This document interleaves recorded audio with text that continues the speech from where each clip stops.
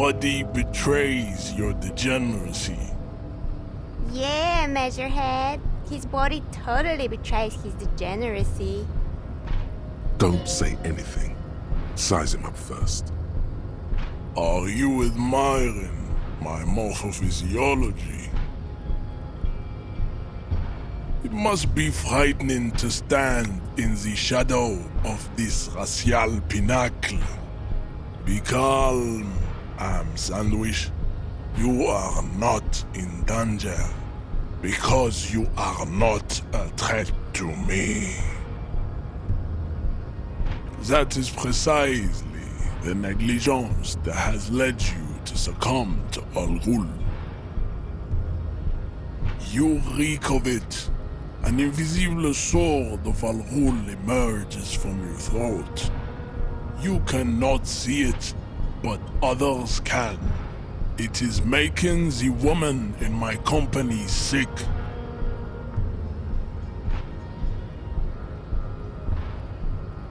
No, you don't. You need to get another drink. Occidental Haplogroup B4 is done giving orders around here. The influence of the ham sandwich race is waning. Show him the ham still got it.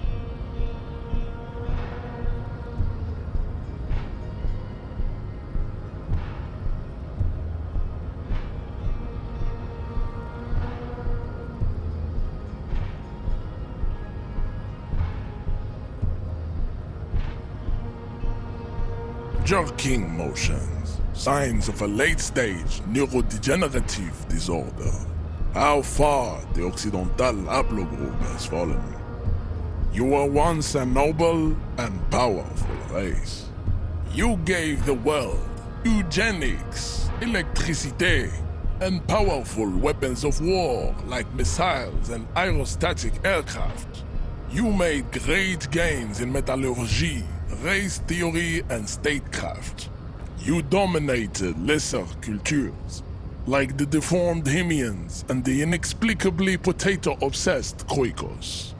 But now your ascent to the genetic summit has halted. You are obsessed with sadness and with frivolous pop culture. You will be superseded. Isn't that right, babe? It is, baby, yeah. You know it. There is a button right behind him, just out of reach. It must be the one that opens the door to the harbor. This man is not budging. Let's hope his superiors inside are more cooperative.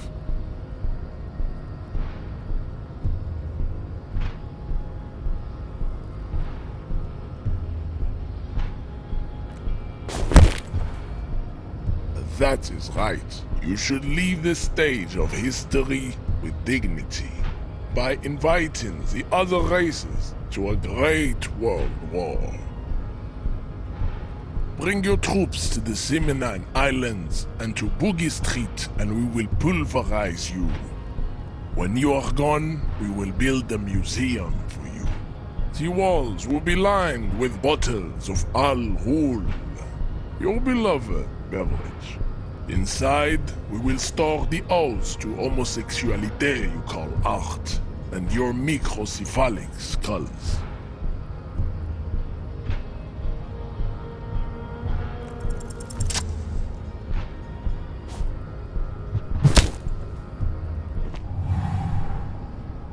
Just like that, instinct took over. A solid strike straight into his throat, into the cartilage. You could swear you felt the soft palate break. The man is reeling, gasping for air. Time stands still around you.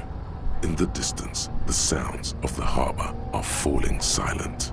All you hear is a small gurgling sound as a trickle of blood appears on the man's lip.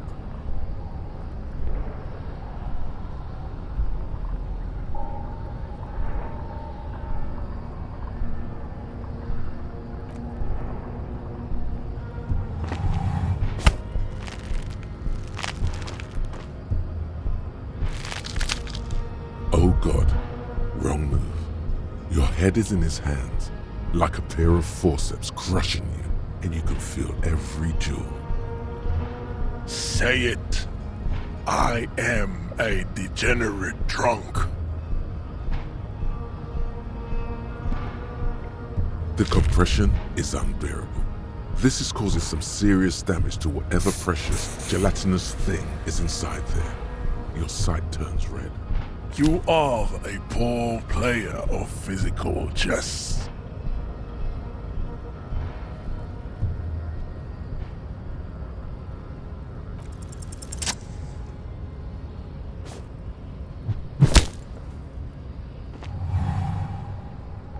Just like that, the man is... All you hear is a small gurgling sound as a trickle of blood appears on the man's lip.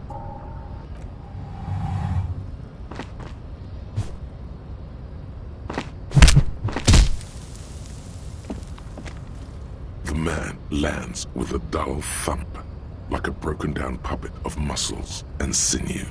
For a moment, he still tries to keep his head up, dazed eyes looking at you with unimaginable surprise. To your left is the button. As you slam your fist on the button, the man collapses entirely, his head rolling to the side. Looks like you're the new Measurehead now. Her voice is surprisingly calm.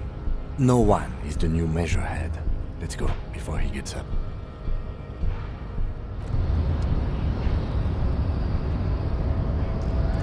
I'd appreciate it if you didn't force us into situations where I may have to shoot random civilians, because that won't get us anywhere. I'm not even sure the one bullet my chamber holds would even prick that Hulk.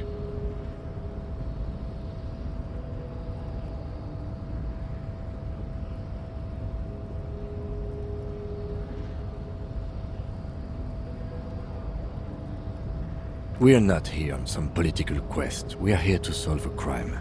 Don't make the situation any more volatile than it already is. We are not here on some political quest. We are here to solve a crime. Don't make the situation any more volatile than it already is. There must be some other way. Let's go see the yard again. It faces the other end of the harbor. We're done with Measurehead here. Let's think of something else. It's clear you like the hard stuff, Bruta.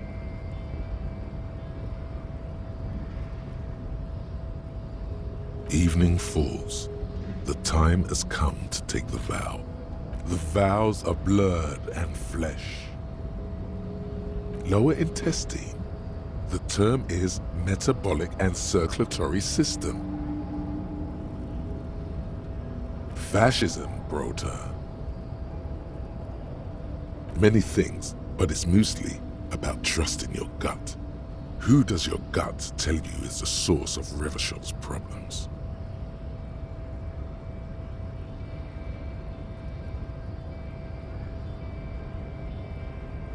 Quit stalling, Bruta. We're talking about the weakest, worst, most insane thing. The weak link. Yes, them. But also, women. Women, men of war. You don't like them. They're insane. Their idiocy needs to be scrubbed off this world with rubbing alcohol. Woo men need to go back to the fucking kitchen. That's what fascism boils down to. The rest is also important. But the main thing is that woo men need to know their place. Stomach truth. You're having a stomach truth. Because you've said the hard things that others won't say, the good things, you've said them many times. Okay, yes, let's call it that. Good thinking.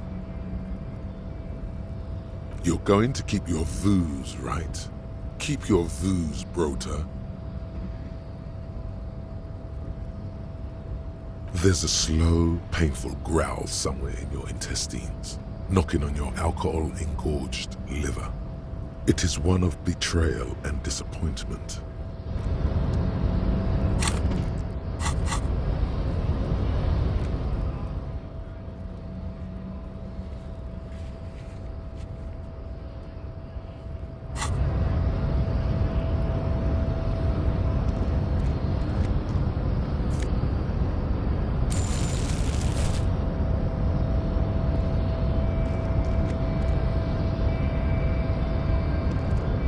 The man is still knocked out.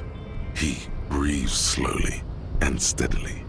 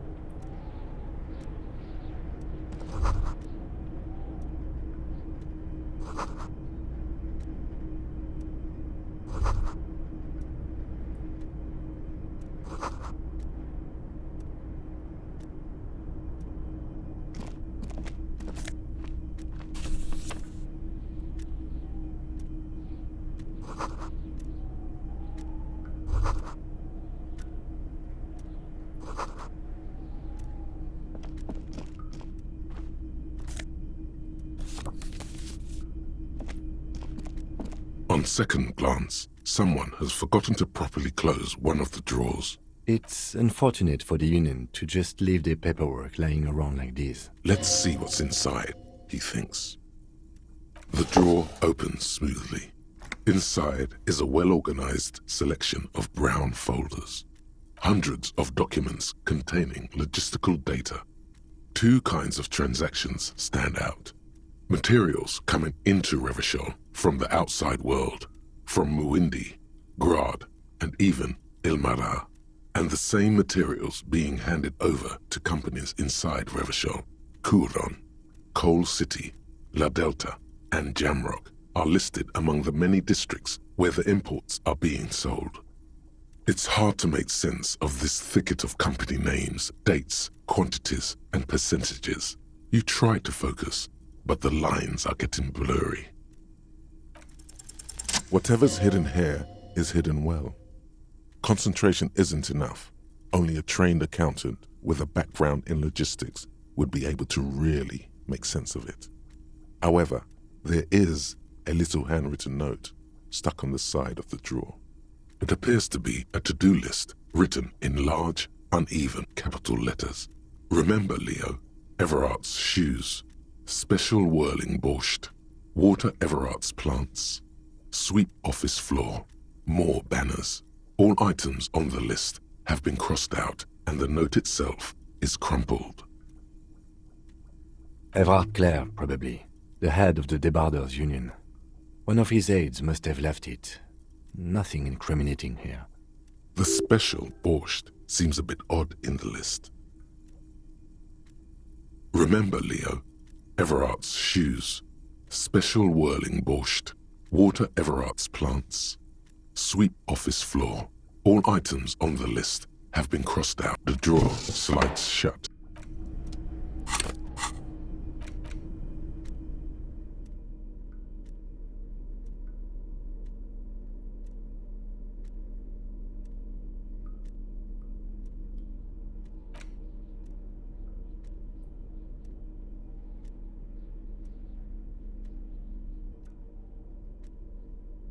The front of this quarterly journal features a large satirical portrait of the late King Friesel. From the sides of his head, a pair of white antlers spread to the corners of the cover. Because Friesel was incompetent, foolish, and cruel. In short, the embodiment of everything the communards wished to overthrow. It's satire, you see.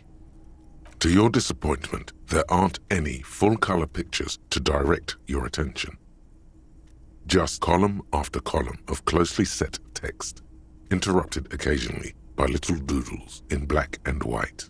After rifling the pages with your thumb several times, you return to the table of contents. The magazine is divided into several sections: international development, Kunst und Kultur, and local concerns. Just inside the cover, there's also an editor's note. Comrade, as you know, this journal takes its name from Mazov's immortal expression, du cristal à la fumée. This was his way of describing the way the rigid, crystalline structures of capitalist ideology turned to smoke under communism. But, like the structures of capitalist ideology, we too are at risk of going à la fumée. Unlike many publications which are content to spoon-feed their readers reassuring drivel, La Fumée is committed to telling the radical truth, even when that truth may drive away potential subscribers. Only 4 issues in, and it sounds like they've already alienated their readership. So please, if you value our radical Mazovian perspective on contemporary politics, culture, and international affairs, please consider subscribing today.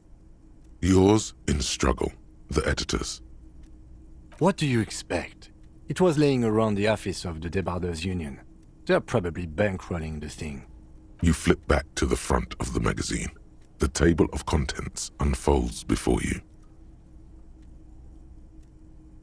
This section includes a long, tedious critique of the latest round of free trade negotiations between the EPIS nations and the Free State of Semenine. You also skip over an article about heavy fuel oil smuggling along the Mesk-Messina border, something about bear wrestling in Samara, book riots in Yugograd. Face it, you really aren't interested in foreign affairs. You're not even sure where most of these countries are. You flip back to the front of the magazine. The table of contents unfolds before you. It takes a moment, but gradually it dawns on you that Kunst und Kultur must mean arts and culture. Why they decided to title this one section Invalda is beyond you. It evokes a sense of recognition and fellowship among those privileged enough to understand. As you leaf through this section, you come across several reviews of recent radio plays, as well as a brief artist spotlight featuring a local artist identified only as CS. The main feature, though, is a long essay titled Tip Top Tournée, a critical Mazovian perspective. The Tip Top Tournée is an inter-Isolari racing series, mostly known for its high speeds, ludicrous sponsorship deals, and high death toll. In Revachol, it's held quadrennially on the prestigious Zero Carousel racing circuit. This so-called artist spotlight is really just a brief Q&A, made all the briefer by the subject's evident hostility to her interviewer. That certainly sounds like a certain delinquent youth who likes to harass you from her balcony.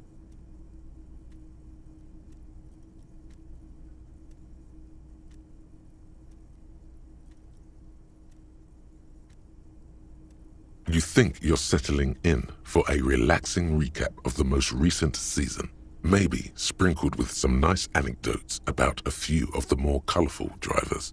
Instead, you find yourself skimming a 10,000-word feature about all the politically problematic aspects of Tip Top Tournée. Where to even start? For one, there's the crass commercialism of its sponsorships, and then there's the practically criminal emphasis on deadly motor crashes. Oddly enough, this article has 2 bylines: Nasteb Encolada Bernal and Exilus Buka. There's no way those are real names. Have you ever met anyone named Exilus? Come on, they're plainly pseudonyms.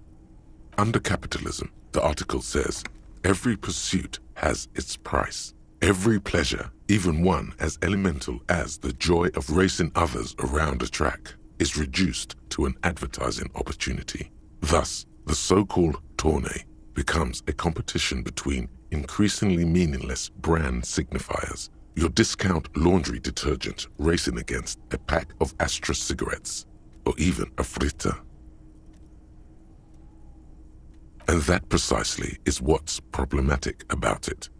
Were it not for the promise of random, spectacular violence, audiences would quickly lose interest.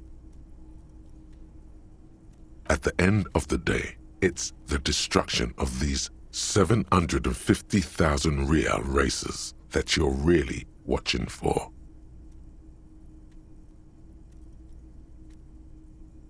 Sure, you think that, but subconsciously, It's the visions of brand names being engulfed in flames that you crave. That's because you haven't been reading critically. But don't worry. The whole point of these sorts of articles is to let someone else read critically for you. Ah, come on. Can this article read your mind?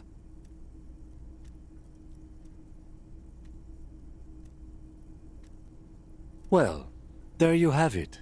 No reason to get hung up on the pretentious ramblings of a few young men. If I had to wager, I'd say they've never even seen the inside of a motor, much less a motor race. I take whatever they write with a large grain of salt. You flip back to the front of the magazine. The table of contents unfolds before you. Unsurprisingly, much of this section is taken up with articles declaring unqualified support for the dock workers' strike. You skim the headlines. Paint the harbor red and white. Martinez tames the wild pines. A city in revolt. First we take Martinez, then we take La Delta. Finally, there's a brief article by the writer, G. Martin, accusing the owner of the Capeside apartments of illegally attempting to evict certain communist tenants simply for not having paid their rent.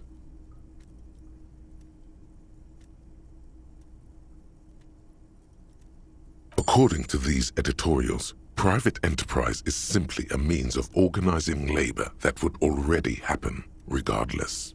It goes on to call the Wild Pines a nightmarish transnational leech sucking the life from the laboring classes of Martinez.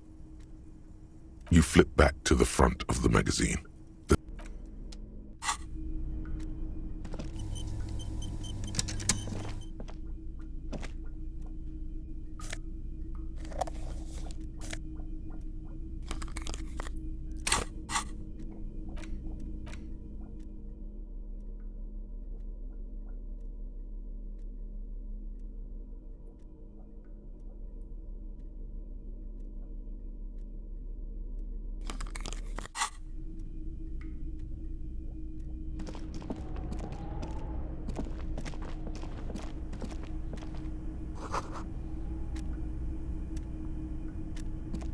An imposing combination of a punch clock and a payphone is looking down at you from the wall.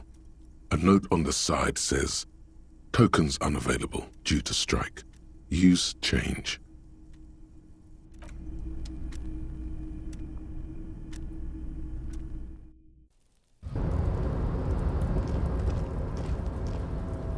Looks like someone left his tarpaulin cloak hanging on the railing here.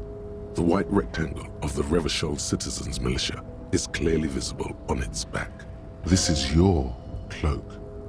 You can feel it. Yes, it does bear the RCM insignia, and we are the only detectives in Martinez. The service cloak issued to you by your station?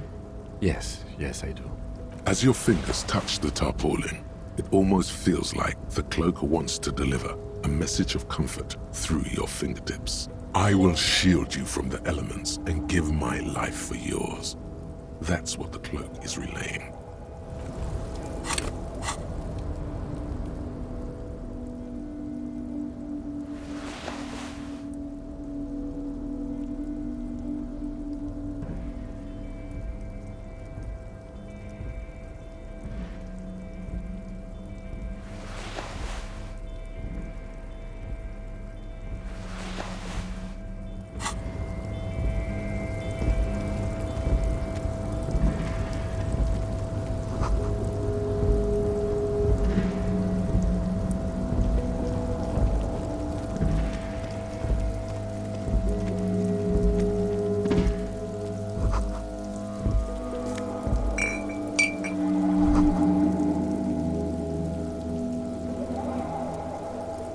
Numerous empty wine bottles glisten in the rain. Someone partied really hard here. Well, yes, I think we can say with relative confidence that it was you.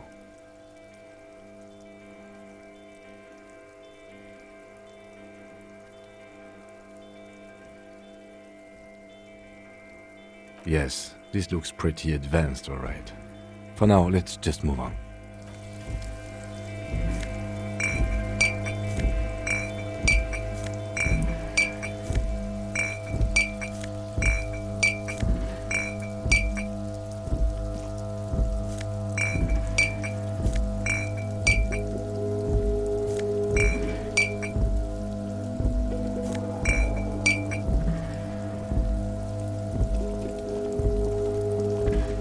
This is the night watchman's booth. The name on the door reads, René Arnaud. Listen, it's okay to take a few minutes to yourself. Sit down and have a breather. If you must. But please hurry. We are pretty easy to spot up here. Nothing incriminating catches your eye. The cabinets are clean and their sparse contents meticulously organized. There's a framed photograph on the table. It's a black and white photo of a young couple out in a street fair. The man, René, is dressed in a Royal Carabinier uniform. The girl is young and very pretty. She is smiling playfully at the camera. Why did you take that picture of René?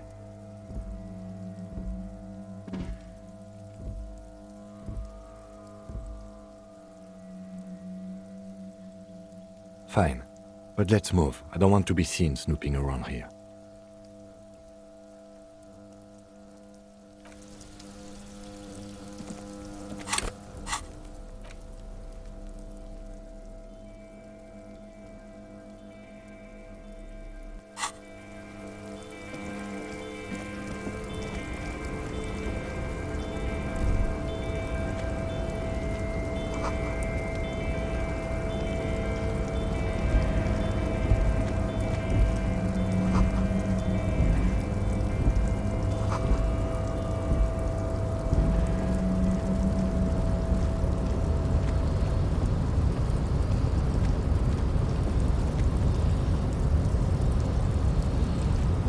Rusting control panel with several knobs. 2 buttons marked Marche and Arrête are faded with use.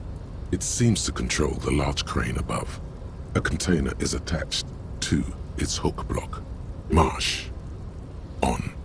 Arrête. Off. With a loud grind, the crane shifts overhead, moving a massive metal container through the air.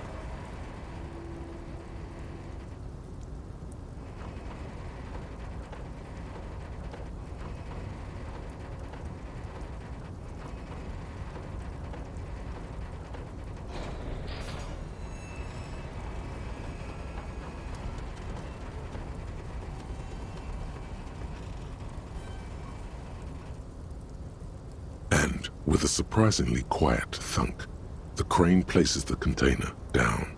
The harbor sleeps as the strike rages in the distance. The crane can rest again, now that its purpose has been fulfilled. Moving this container, of course. For this purpose it was built. For this purpose it has acted. And now it will rest. I can't see how that was worth the wreckers, except for seeing the crane in action, which I admit was satisfying.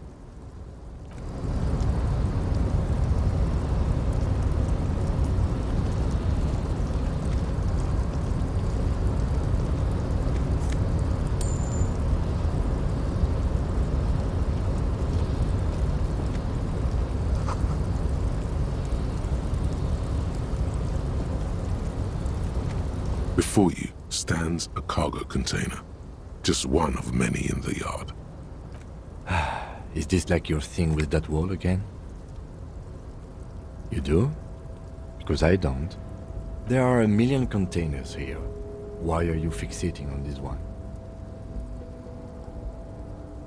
There may very well be, but we are not here to look for that.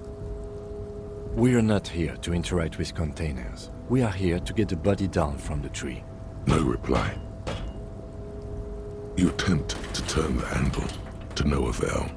The doors seem to be mechanically locked. To your left, the lieutenant considers your actions with some puzzlement.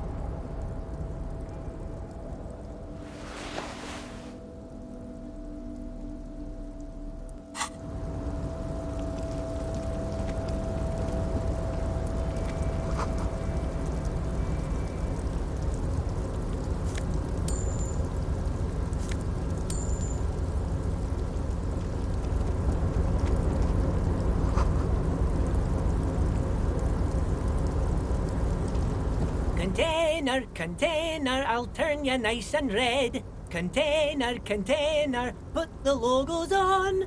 The lyrics to this container song are being made up as he goes along. The accent is so thick, it's impossible not to notice he's Ubi, from the vanishing peninsula of Ubisund on Muindi.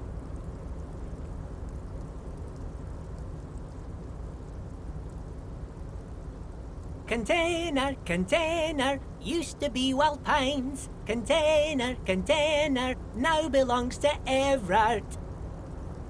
Everard, Everard, Everard, he looks after everyone. Huh? Well, hey there. How can I help you, mister? I see you are not a union man, mister. Did you get lost? You're not one of them scabs, are you?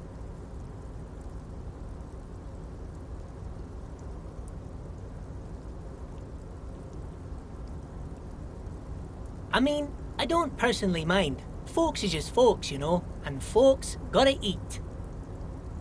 Just some of the other guys don't look too kindly on the scabbing kind, if you know what I mean, mister.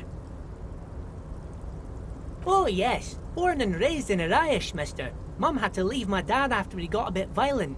Took us here to the new world. I was about 10 then, too old to lose my accent then.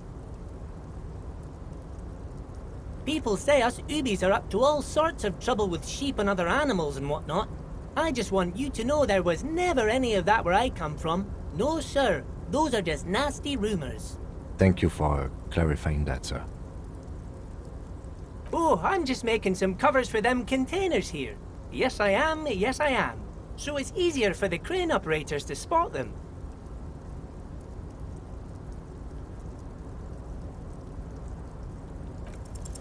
The containers in the yard are green in Wild Pine's livery, and the mountains rising behind Leo is all red in Union colors. It's like some red infection was spreading outwards from the container yard's core.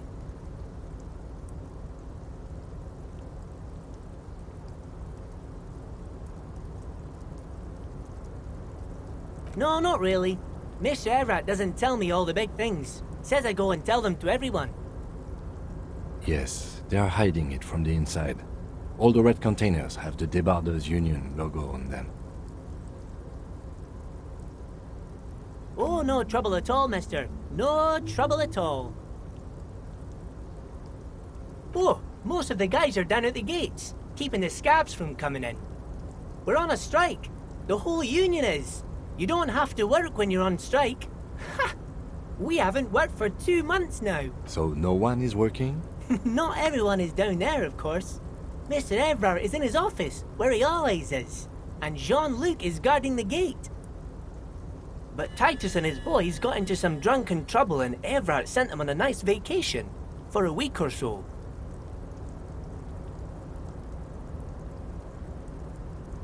Oh, I'm not really supposed to talk about that. That's union business. Him and his boys stirred up something in town. Probably drank too much and got into a fight or something.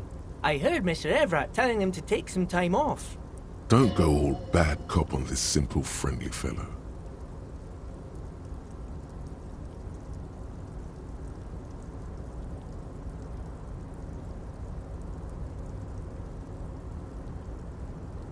I guess the boys got a bit too rowdy and had to let out some steam. I don't really know the details. That's just how boys are, you know. I haven't been in a fight since I was in middle school. Easy, Leo. Let's keep this on the hearties. Look at him. It's not going to be anything useful anyway. Don't fight it. Better to go with the flow.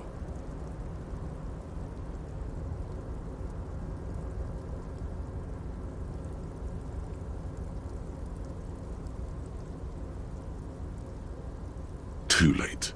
Leo's mouth is still moving, and the words are spewing forth. Words, words, and look, even more words. This guy could go on till the end of days. Now he's talking about some drunk sawmill owner who...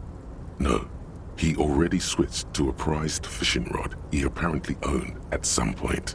You know what? Just cut in there with your questions. Oh, yes, yes. I leave all kinds of notes for myself. That old head of mine ain't so good at keeping things in no more. I almost forgot about the borscht. Oh yes, I've been taking special whirling borscht to the men every day since the strike started. It's very, very good. Makes a man feel so warm and happy. I feel like I could take on Mr. Renadan's boar dogs every time the lunch is done. Yes, yes, I'm taking it to them.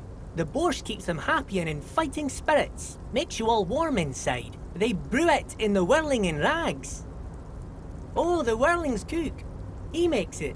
Them is always talking with Mr. Manana in that weird language and laughing together. He doesn't speak what we speak. He's from Grad. Oh, sure, mister. Sure. You do that. Yes, sir. Yes, yes. Everybody needs a job, and this is mine. I'm Leonard, by the way. Leonard Bellick. But everyone calls me Leo. I'm like Mr. Everett's right-hand man when Mr. Edgar is out of town, and Mr. Edgar's right-hand man when Mr. Everett is away. Actually, Miss Beaufort is the right-hand man, but she's a lady. Who is this, Miss Beaufort? A real pretty lady with a skin like those Douai Sucre candy bars my missus likes so much. Them are real nice to suckle on once the dinner is done and me and the missus sit down beside the radio. But I can't listen to the radio all the time. There's so much to do around here and I'm always busy keeping things running here. Yes I am, yes I am. Oh, Lizzie, she is a real sharp tool. Mr. Everett put her through some fancy school and everything, east of the river. 4 years she was gone, and when she came back, she was all fancy and lawyerly. He respects that word. But she's a real nice girl. Grew up in this here neighborhood. Knows everybody and gets along with everyone. Real pillar of the community one day, I'm sure. If me missus and me was to have a child, I'd be real happy if she turned out like her. But she can't have kids. Dr. Lemaitre said so. And she knows about such things. Been a doctor for almost 50 years she has. Law school?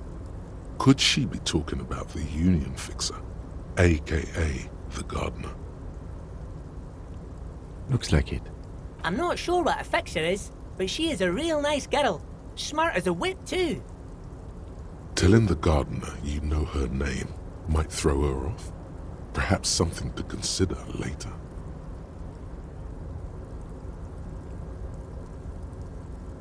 Oh, that one. That should be empty as far as I know. Lots of containers here have nothing in them. They're just waiting to be loaded up. Told you. Oh, you want Mr. Everett then? He's an awfully nice fellow, he is. Him and his brother are both nice fellows. They've lived their entire lives in this here neighborhood. Guys like Mr. Everett and Mr. Edgar, his brother, are real good guys. Made Martinez what it is today. Mr. Everett and Mr. Edgar and I went to the same school we did when we were boys. Oh, Mr. Everett is usually in his office, of course. But you gotta be quick if you want to see him. He leaves around 10 p.m. Bye-bye now. Cop of the Apocalypse. It's not fire. It's not ash. There will most certainly be a sea of corpses leading up to the event. But it won't be war or pestilence that causes it.